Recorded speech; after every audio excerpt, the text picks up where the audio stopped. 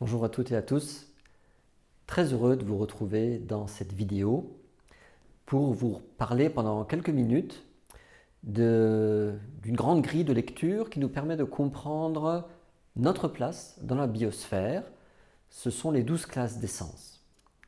Ces 12 classes d'essence nous permettent de savoir comment nous situer en tant qu'être humain dans l'ensemble de la création. Et la connaissance de ces essences et des principes qui permettent de comprendre leur interrelation nous permettent d'entrer dans une meilleure relation avec notre environnement. Comme vous le savez, nous sommes actuellement dans une période de pandémie. Une grande partie de l'humanité est confinée et je vous souhaite un bon confinement. Restez chez vous et profitez-en pour rester en vous. Et je vous propose, avec moi, d'étudier cette grande échelle, cette grille de lecture des 12 classes d'essence et les quelques principes associés que je vais vous rappeler dans quelques minutes. Il fait aujourd'hui beau, c'est le printemps, donc nous allons sortir dans mon jardin. J'ai la chance d'avoir un jardin et c'est à l'extérieur que, en contact avec les éléments, avec la nature, nous allons reparler rapidement de ces essences et d'en comprendre de manière encore plus concrète leur signification. Donc je vous invite à me suivre et à tout de suite à l'extérieur.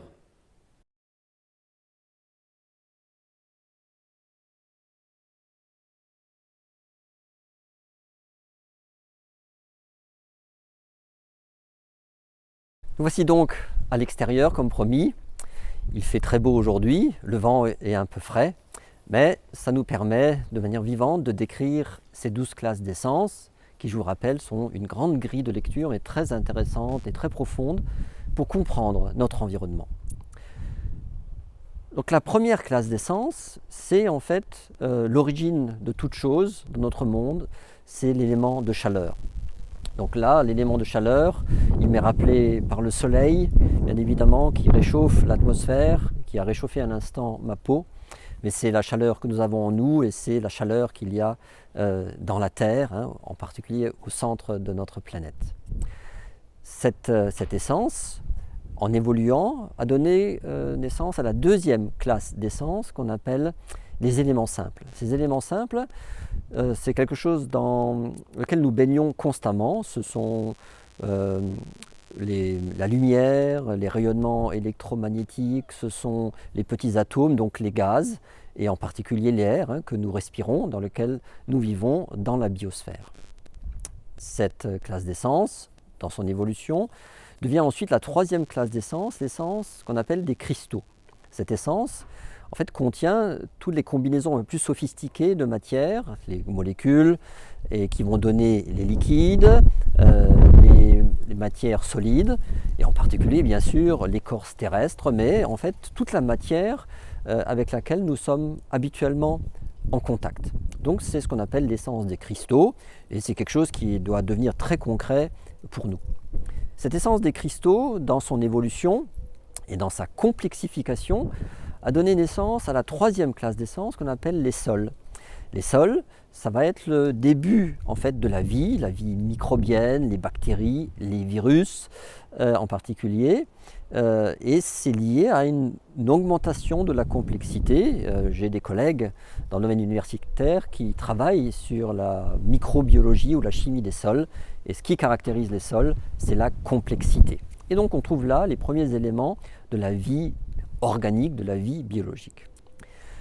De ces sols sont nées un jour les plantes qui, vous voyez, sont autour de moi, et ce sont la classe d'essence qui vient juste après. Il y a une grande diversité de plantes, et ce qui est surtout important pour nous, c'est que les plantes sont notre alimentation principale en tant qu'être humain. Il y a une classe d'essence qui suit, c'est la première classe d'essence animale, si vous voulez, et c'est ce qu'on appelle les invertébrés. Si on retournait la Terre ici, on en trouverait tout plein, des petits vers de terre, des insectes par centaines de milliers. Et cette classe d'essence, dans son évolution, a donné naissance à une autre classe qu'on appelle les vertébrés. les vertébrés.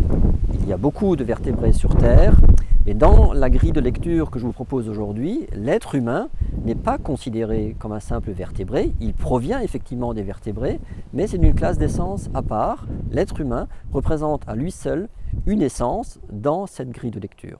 Et au-delà de l'être humain, il y a encore 4 essences plus subtiles de nature spirituelle, qui sont les entités hiérarchiques, c'est comme ça qu'on les décrit dans certaines spiritualités. Ça sera le logos, puis au-dessus ce qu'on appelle la trinité divine, et encore au-dessus l'absolu qui englobe tout.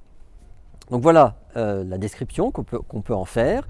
Et chaque fois qu'on sort et qu'on est simplement un peu plus conscient de notre environnement, on peut se rappeler de la réalité de ces classes d'essence dans lesquelles nous vivons constamment, qui constituent notre être à la fois matériel, psychique et spirituel. Alors il y a 3 grands principes, pour finir, qui permettent de comprendre ce qu'on appelle l'interrelation universelle. Tout d'abord, le principe de l'impermanence. C'est un principe très important qu'on a tendance à oublier, c'est que ces classes d'essence ne sont pas éternelles. Elles évoluent, elles se transforment l'une en l'autre pour se retrouver à un niveau supérieur dans l'ensemble des échelles de la création. C'est une première chose, donc c'est le principe de l'impermanence. Tout évolue toujours, depuis la chaleur jusqu'à l'absolu. Ensuite, second principe, c'est que chaque classe d'essence est ce qu'elle est. Ça veut dire quoi? Ça veut dire qu'elle a une place particulière dans l'ensemble de la création. On ne peut pas confondre l'essence de la chaleur avec l'essence des cristaux. On ne peut pas confondre l'essence des invertébrés avec l'essence des êtres humains. Et on ne peut pas confondre l'essence des êtres humains avec l'absolu. Tout a une place particulière et il est important de comprendre la place que l'on a dans l'ensemble de ce système. Et enfin, le principe maintenant de l'interrelation directe, c'est le principe d'équilibre entre donner et recevoir. Pour évoluer, chacune de ces classes d'essence a besoin de recevoir une énergie spécifique qui correspond à sa nature même, et par son évolution, elle produit une énergie spécifique qui va servir à une autre classe d'essence. On reviendra peut-être dans une prochaine vidéo sur les détails de ces productions d'énergie, et je vous souhaite donc un bon confinement. J'espère que cette vidéo vous sera utile, et je vous dis à très bientôt. Merci pour votre attention.